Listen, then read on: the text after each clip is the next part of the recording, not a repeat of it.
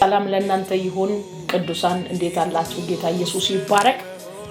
ጌታ ረድቶና አግዞን ለትንሣኤ በዓል ዋዜማ ላይ ነው ያለነው።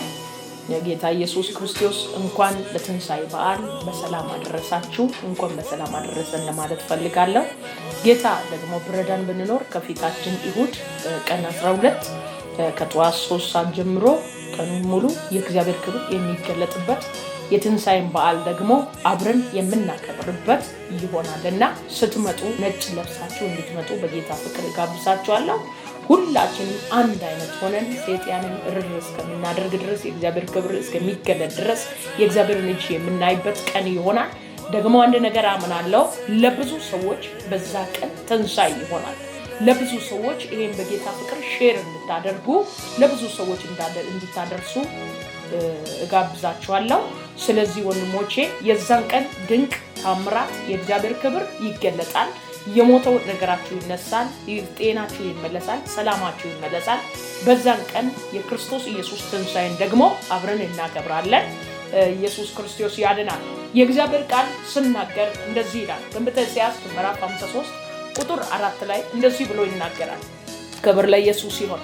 በእውነት ደዌያችንን ተቀበለ፣ ሕመማችንን ተሸክሟል። እኛ ግን እንደተመታ በእግዚአብሔርም እንደተቀሰፈ እንደተቸገረም ቆጠርነው።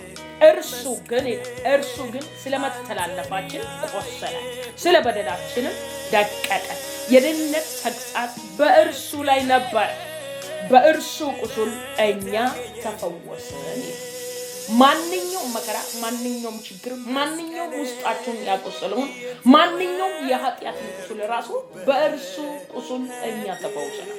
ከበሽታ ቁስል ተፈውሰናል፣ ከኃጢአት ቁስል ተፈውሰናል። ስለዚህ ወንድሞቼ በጌታ ፍቅር ጋብዛችኋለሁ። አካባቢ አዲስ አበባ ጋርመንት ሀና ማርያም ብርሃን ባንክ ጀርባ ላይ ብራይት ትምህርት ቤት 100 ሜትር ወረድ ብሎ ታገኛላችሁ። ስለዚህ ሁላችሁንም በጌታ ፍቅር ጋብዣለሁ፣ ተጋብዛችኋል። አንድ ሰው መቅረት አይቻልም። 12 ቀን ይውድለት። ተባረኩ። ወዳችኋለሁ።